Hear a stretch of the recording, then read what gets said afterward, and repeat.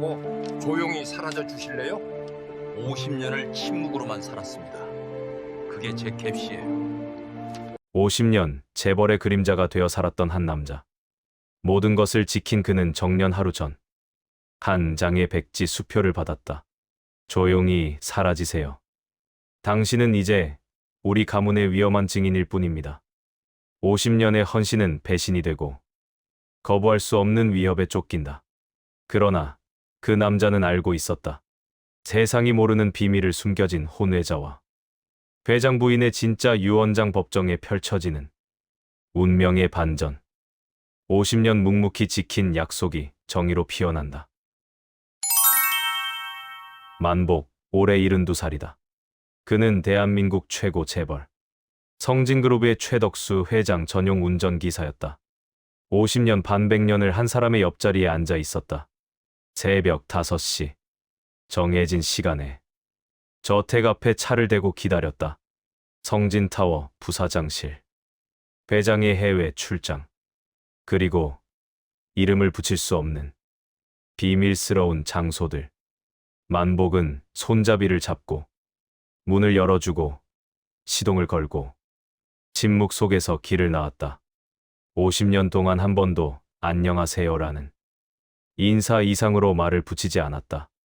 회장의 비서들은 바뀌었고 회장의 아들들도 커서 딴 사람이 되었지만 만복의 자리는 변하지 않았다. 마치 건물의 그림자처럼. 은퇴를 하루 앞둔 어느 오후 회장의 둘째 아들 최상무가 갑자기 만복을 찾아왔다. 손에는 백지 수표 한 장. 그 순간 50년의 침묵이 깨져 나갔다.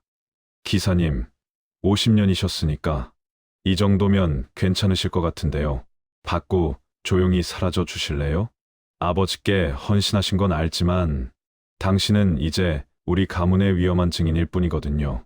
만복은 아무 말도 하지 않았다. 그저 손가락으로 수표를 집어들고 천천히 양손으로 찢었다. 종이가 부스러지는 소리. 50년의 입술이 비로소 움직였다. 헌신, 그건 당신들이 모르는 진짜 비밀을 지킨 대가였는데. 말을 마친 만복은 돌아섰다. 뒷모습만 보고 간. 최상무는 그제야 무언가 불안해하기 시작했다. 왜냐하면 그 운전기사는 50년 동안 무엇을 봤는지, 어디까지 알고 있는지 아무도 모르고 있었으니까. 사흘이 지났다. 최덕수 회장이 갑작스러운 뇌졸중으로 쓰러졌다는 소식이 들렸을 때 만복은 현장에 없었다.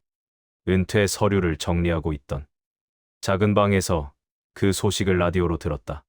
세상이 떠들썩했다. 성진 그룹 총수 쓰러짐. 경영권 공중분해 해외 뉴스까지 나갔다. 그 와중에 만복에게는 방문객들이 몰려들기 시작했다.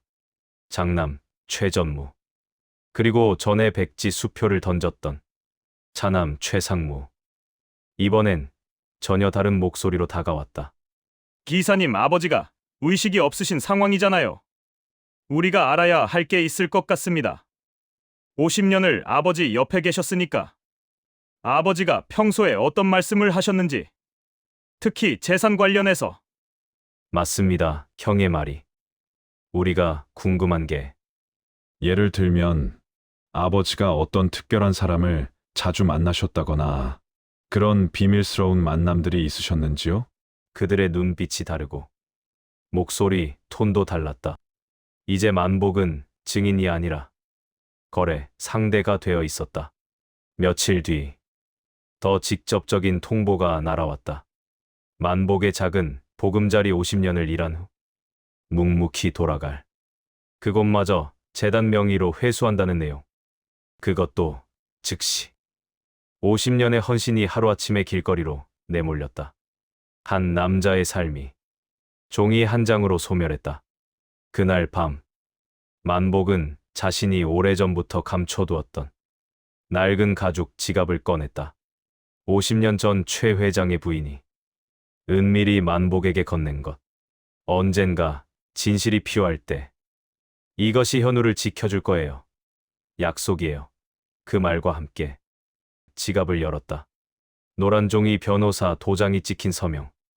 그리고 흑백 사진들 거기엔 명확했다. 혼외자 김현우에게 재산의 20%를 상속한다는 내용의 비밀 유언장 사본 사진과 메모 모든 것. 만복의 침묵은 50년의 기억이자 한 여자가 남긴 마지막 믿음이었다. 이제 그 침묵을 깨워야 할 시간이 왔다. 만복은 서울 강남의 작은 골목을 헤맸다. 주소는 있었지만 마음이 자꾸 흔들렸다. 50년 전 보육원에서 데려온 그 아이. 지금은 50세가 된 남자 김현우. 그가 운영하는 작은 사진 스튜디오였다. 문을 열고 들어섰을 때 현우는 역광 속에서 카메라를 들고 있었다. 만복을 본 순간 그의 얼굴이 굳었다. 삼촌 왜 오셨어요? 안 계신다고 들었는데. 만복은 천천히 입을 열었다. 50년을 침묵으로 지켜온 그가 비로소 말을 시작했다. 최덕수 회장의 회장실, 해외 출장, 그리고 그 사이의 비밀스러운 만남들. 현우의 생모였던 여인, 그 여인과 최 회장 사이의 아이, 그것이 현우 자신이라는 것. 삼촌, 무슨 말씀이세요? 성진 회장님은 저와 아무 관계도 없어요. 어머니는 이미 돌아가셨고 제가 뭘 해야 한다는 거죠? 만복은 아무 말도 하지 않고 낡은 가죽 지갑을 꺼냈다. 그리고 한 장의 사진을 천천히 펼쳐 보였다. 흑백 사진 속에는 어린 현우가 있었다. 그리고 그 옆에는 우아한 얼굴의 여인, 최 회장의 부인이었다. 사진 뒷면에는 날짜가 적혀 있었다. 50년 전 어머니와 아이가 함께 있던 그 시절. 현우의 손이 떨렸다. 평생 본 적 없는 어머니의 얼굴. 그것이 사진 속에 있었다. 만복이 천천히 말했다. 회장 부인께서 내게 이 사진을 주시며 말씀하셨어요. 언젠가 진실이 필요할 때 현우를 지켜달라고. 그게 지금입니다. 만복은 또 다른 종이를 꺼냈다. 법적, 도장이 찍힌 유언장 사본. 그 위에는 명확했다. 현우의 이름. 그리고 숫자들, 재산의 20% 50년의 침묵 속에서 지켜진 약속. 회장 부인이 만복에게 맡겼던 마지막 신이. 현우는 사진을 들었다. 놨다를 반복했다. 자신이 누구인지, 왜 존재하는지를 증명하는 한 장의 사진. 그것이 50년 동안 한 남자의 지갑 속에서 빛도 보지 못하고 있었다. 만복의 지혜는 단순한 기억이 아니었다. 그것은 증거였고 약속이었고 한 여인의 마지막 사랑이었다. 이제 법정으로 가야 할 시간이었다. 진실을 알릴 시간이 왔다. 법정 밖은 난장판이었다. 성진 그룹 측 변호사들이 언론을 앞세워 만복과 현우를 공갈범, 사문서 위조범으로 몰아붙였다. 뉴스 헤드라인은 자극적이었다. 재벌, 운전기사, 50년 만에 돈벌이 음모. 장남, 최 전무 측에서는 아버지 회장이 의식이 없는 틈을 타 거짓, 유언장으로 재산을 빼앗으려는 소행이라 주장했다. 현우는 밤샘을 거듭했다. 자신의 존재가 거짓이라고 낙인 찍히는 것이 50년을 침묵 속에 있던 그 여인의 사랑까지 거짓이라고 손가락질 당하는 게 참을 수 없었다. 만복은 조용했다. 다만 매일 아침 법정으로 향했다.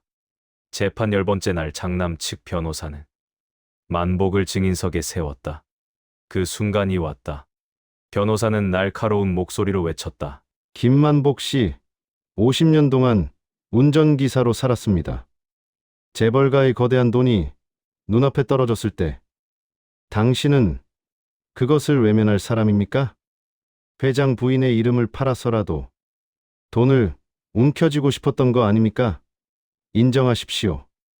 법정의 시선이 만복에게 집중되었다. 판사까지 메모를 손에 들었다. 그 순간 만복이 조용히 미소를 지었다. 반백년을 침묵으로 사는 남자의 웃음이었다. 50년이요. 저는 50년 동안 이 순간을 기다려왔습니다. 이 유언장이 진짜임을 증명할 딱 한 번의 기회 말입니다. 만복은 손을 들었다. 법정의 판사에게 한 장의 CD와 기록지를 제출했다.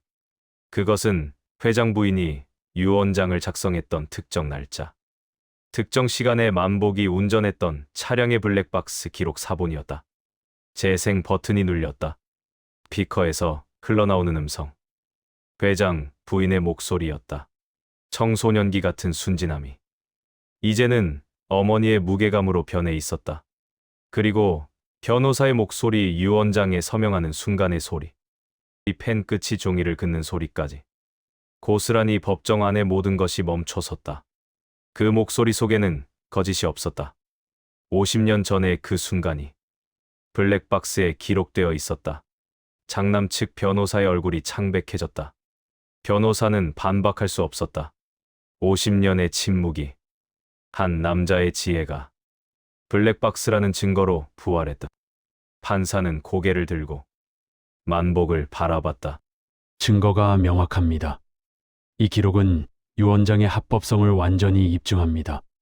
법정에 울음이 흘렀다. 현우의 눈에서 눈물이 흘렀다. 평생 자신이 누구인지 모르고 살아온 그 아이, 이제 그는 비로소 한 여인의 아들이 될 수 있었다. 50년의 침묵이 정의로 되살아났다. 판결 후 사흘이 지났다. 현우는 만복을 찾아왔다. 손에는 수표 한 장 금액이 적혀 있었다. 상속받은 재산 중 10%. 평생의 감사를 담아 건네려는 것이었다. 현우의 목소리는 떨렸다. 삼촌, 이건 제가 할 수 있는 정말 작은 감사입니다. 50년을 기다려주시고 어머니의 사랑을 지켜주셨으니까요. 이제 삼촌은 편히 쉬셔야죠. 만복은 수표를 보지도 않았다. 천천히 그것을 현우의 손으로 돌려보냈다. 현우야, 내 50년은 돈을 위한 게 아니었단다. 숨겨진 약속을 지킨 것이고, 한 여인의 신의를 지킨 것이다. 그것이 내 인생의 값이야. 돈은 그건 당신이 더 잘 알 거다. 현우는 수표를 내리지 않았다. 대신 다른 것을 건넸다. 한 장의 종이 설립 기록서였다. 그 위에는 명확했다. 김만복 이름이 운전기사 복지재단. 그리고 그 아래 이사장 김만복. 현우의 눈빛이 변했다. 더 이상 잃어버린 아들의 서러움이 아니라 한 남자의 지혜를 존경하는 눈빛이었다. 삼촌, 당신이 50년을 침묵 속에서 지켜내신 그 마음으로 이제 수많은 운전기사분들을 지켜주세요. 당신처럼 묵묵히 일하는 분들이 마지막에 존경받을 수 있도록. 만복은 그 종이를 받았다. 인생 처음으로 누군가 자신을 필요로 하는 느낌. 그것이 어떤 것인지 알았다. 50년의 그림자에서 벗어난 순간이었다. 서울의 한 높은 건물 성진타워는 여전히 하늘을 향해 서 있었다. 하지만 만복은 더 이상 그 건물 아래 그림자로 살지 않았다. 작은 사무실의 벽에는 액자가 걸렸다. 회장 부인과 현우의 사진, 그리고 만복의 이름이 새겨진 이사장 명함. 그날 오후, 만복은 처음으로 운전기사 복지재단의 문을 열고 들어서는 사람들을 맞이했다. 동료들이었다. 50년을 함께 침묵 속에서 일했던, 그리고 여전히 일하고 있는 그들. 만복은 미소 지었다. 진정한 상속은 재산이 아니었다. 그것은 약속이었고 신이었고 한 남자가 50년 동안 지켜낸 가치였다. 그 가치가 이제 수많은 사람들의 삶을 따뜻하게 비추고 있었다. 성진타워의 그림자는 여전히 길었지만 그 아래서 만복의 빛은 계속 빛나고 있었다. 오늘 영상 재밌게 보셨나요? 좋아요와 구독, 댓글로 여러분의 생각도 꼭 남겨주세요.